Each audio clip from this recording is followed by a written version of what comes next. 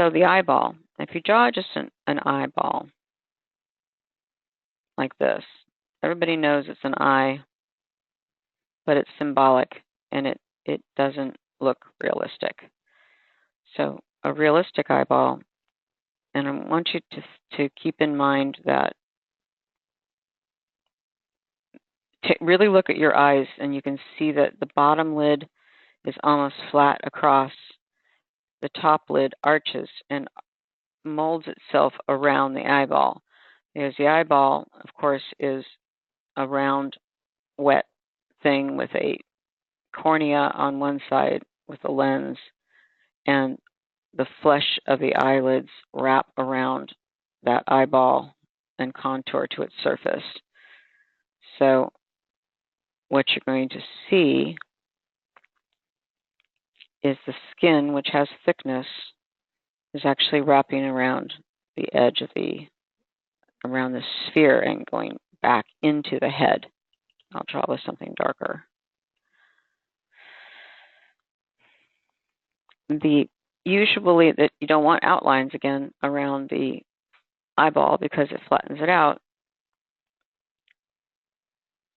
So you can use the color of the iris to help define where the edge of the eyelid is, so that you don't have to draw a line there.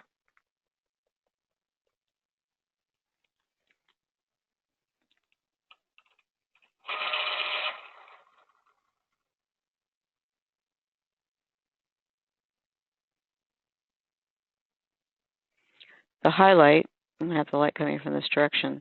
It's just like a glass casserole dish where you can see through the clear cover. You get a bright highlight there on the glass, but inside the casserole dish is the darkest shadow. So not only do we get a shadow from the overlap of the eyelid, but we have a shadow inside under the cornea, inside the iris, and the highlight sits on top of the cornea. So that's why the highlight always goes over the shadowed area of the eye and really pops out.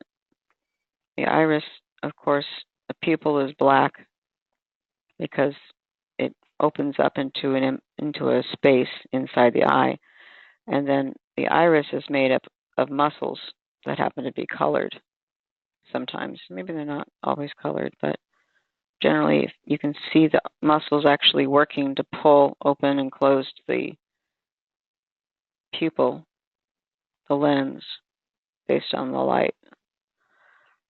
So this becomes the darkest part of the eye, is the shadow under the eyelid. And the eyelid does form around that lifting of the iris there. The iris does have a darker ring around it.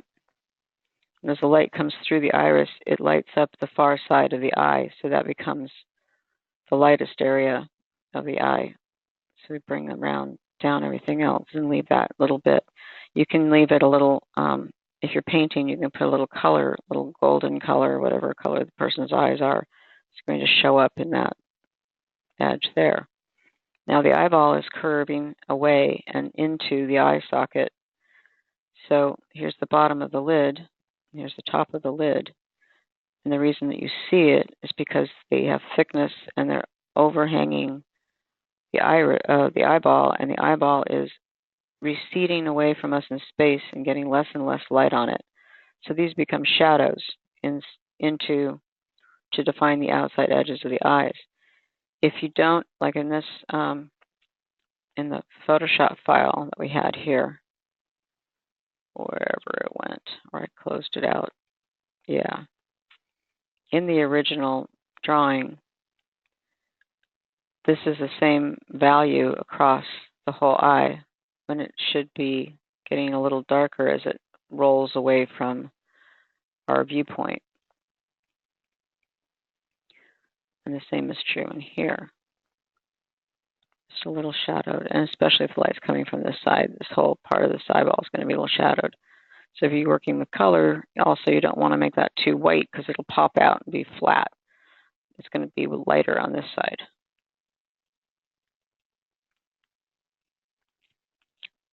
eyelid casts a shadow onto the surface of the eyeball. And then the eyeball gets shadowed as it goes back into the head. The upper eyelid always overlaps the bottom lid a little bit. So sometimes you'll see this little bit of an overlap of the eyelid, and you'll get a little shadow where the thickness of the eyelid changes planes and angles away from us here. So you might see that a little bit. You'll also see a little the tear glands and stuff that's in the corner of the eye. The eyelid, which is folding back into the eye around the shape of the eyeball. So it's going to have shadow here.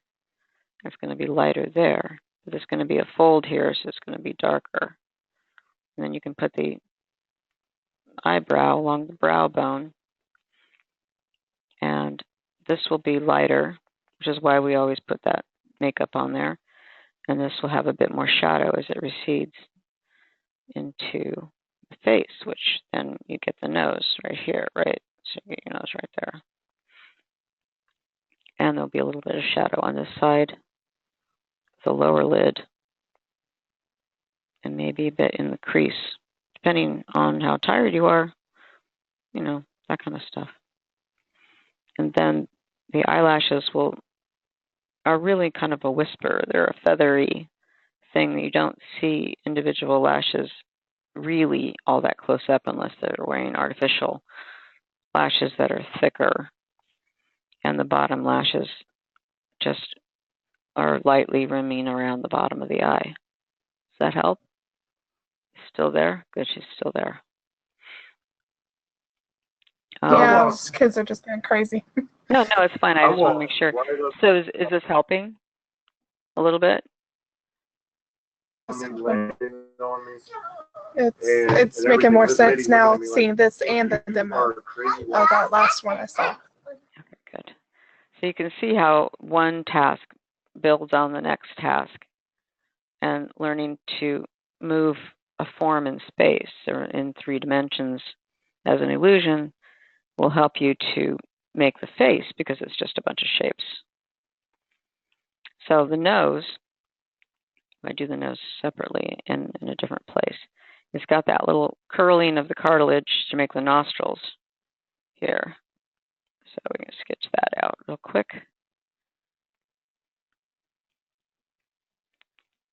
And also, most people have this little dip, a fulcrum under the, it's almost like we were it's a mold mark going down the whole body because everything kind of gives the center line thing. And with the little dent some people get on the end of their nose or in the cleft of their chin, it makes it even more pronounced that that's what happens. But try to see the nose, the nostril overhangs the opening because the opening isn't like facing out like a pig. It's facing down. So you can create that with a shadow. And then the nostril. What it is that I'm just like heavy-handed. Mm. Well, your drawings are pretty light, though. It doesn't look to me like you're totally killing your paper, but you could try holding your pencil more like this. It might keep you from doing gouging. So this, of course, sticks out. So this is going to be pretty much all in shadow here. A really cool thing to do, I always do it whether I see it or not, because it makes the face look so much more realistic, is to have a little bit of that core shadow happening under the tip of the nose here. And then we have a little shadow on this side of the fulcrum, lightens up, and then a little shadow on this side of the fulcrum. Depending on how the light is cast from the nose, it might go like this. But if you put that little bit of a core shadow there, it just makes the nose pop right out of the face. It's fun. It's like a magic trick. It really is like a magic trick in a lot of ways, because it's an illusion. It's all an illusion. So core shadow here, here. You might even get a little core shadow here, depending on how much space you've got, how tight you are to the object. So when you're doing your textures with a pencil, let me go back and look at your drawing again.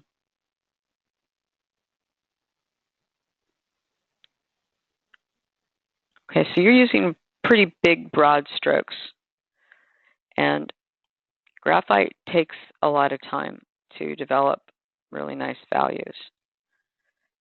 So you're going to want to work on your technique and just accept the fact that if you want to have nice, smooth transitions, it's going to take a while. So like for eyebrows, and you can see some of the individual hairs of the eyebrows around the edges of it. You'll mostly see that kind of thing in transitional areas, like where the brows go into the skin. You can even use circles. If you use circles, then you'll get a more even fill. It'll be a little less. You just don't want to have a pattern. But if you're going to have a pattern, then you want it to be a consistent pattern. Everything should have a pattern. And you can even cross-hatch, although with pencil, it's really not necessary. I like to do this really smooth, circular, gradual development of the value.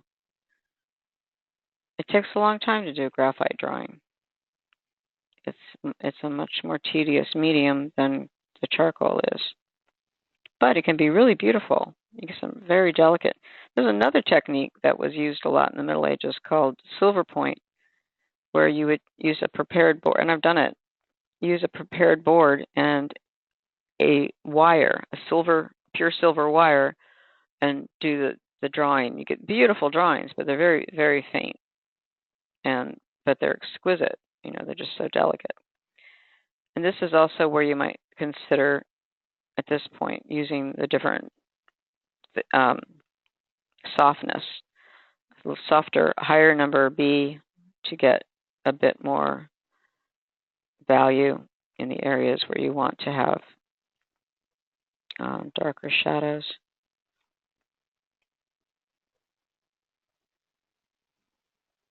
A little shadow here.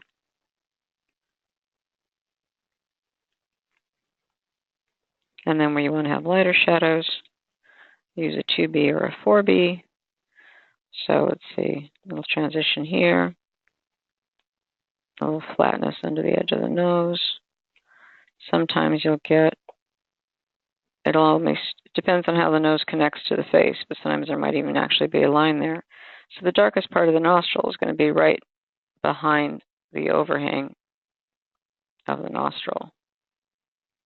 And then a little bit under the edge where it tucks under.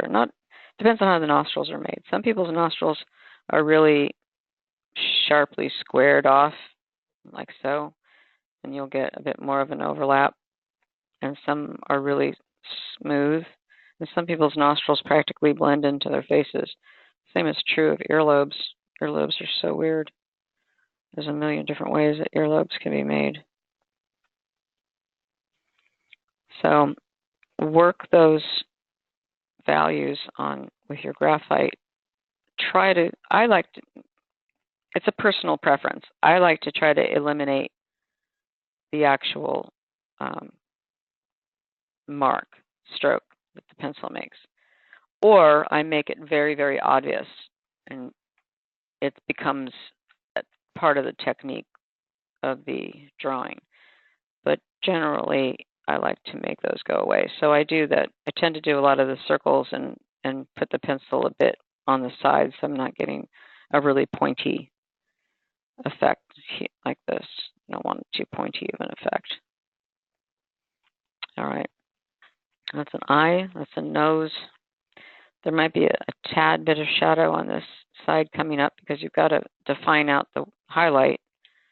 And the highlight's only going to show up if there's a darker area around it to show it off.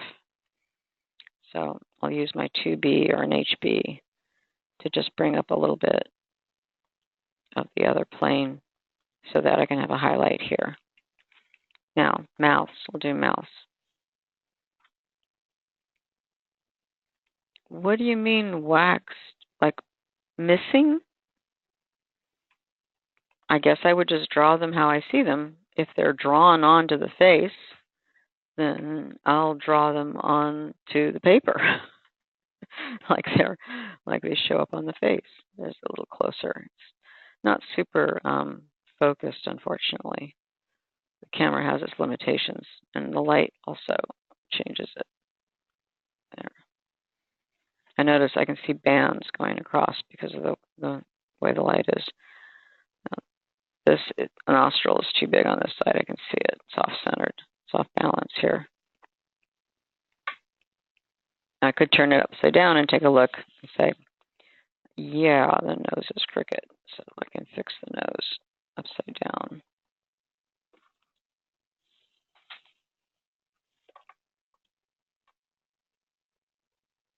All right. I'm going to do a mouth because mouths are really fun. They're like 3 cherries.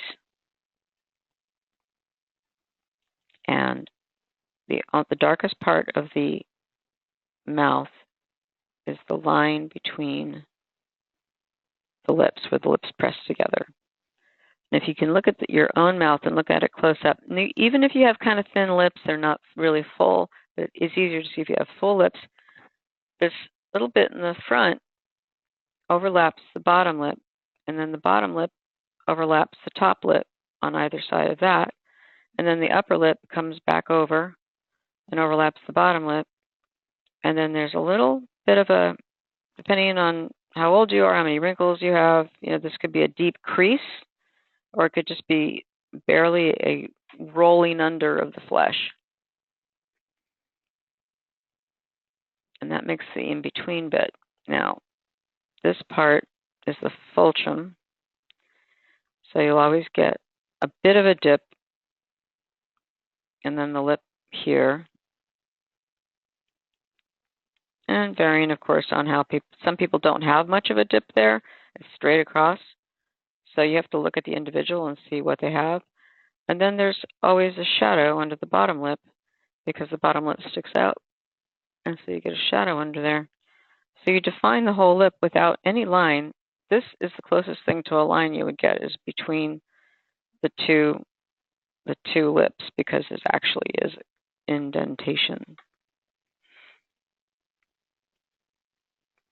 So let's say the light's still coming from this direction.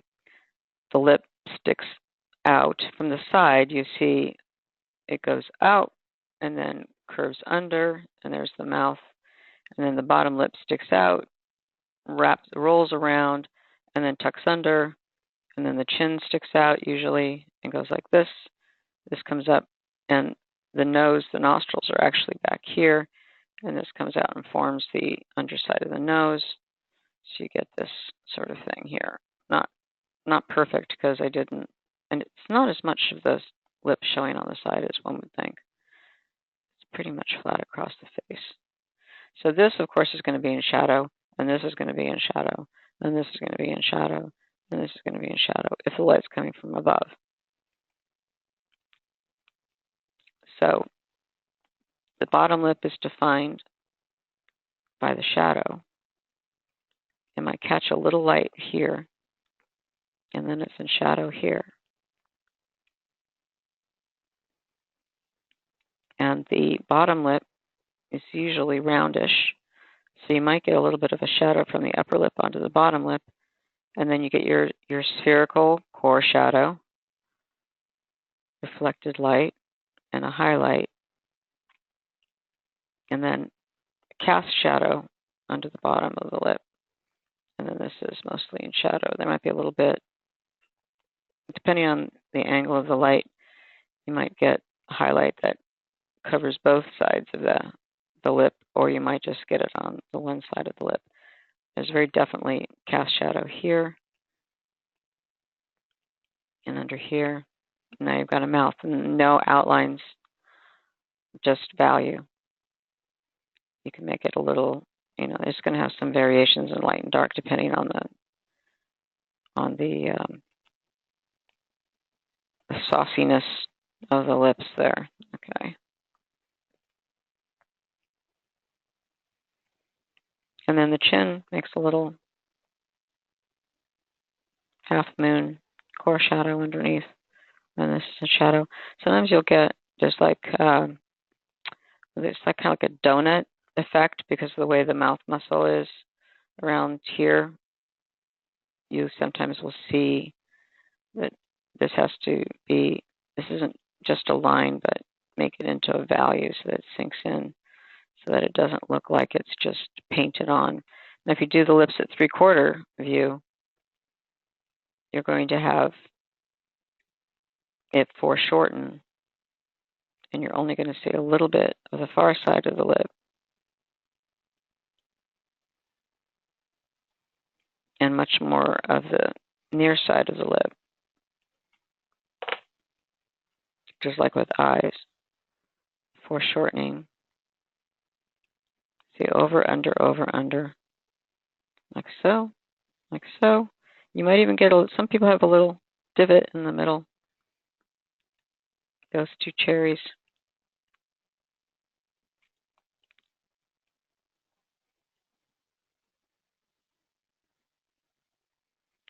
And then you would really see the little bit of a poof on the side, and then the cheekbone goes up. The nose is here. So, can't hardly see that at all because it's really light, but you want to be aware of tucking the second side of the lips in closer so that it's a 3/4 view, and then this just shows a little bit because it's foreshortened. Okay.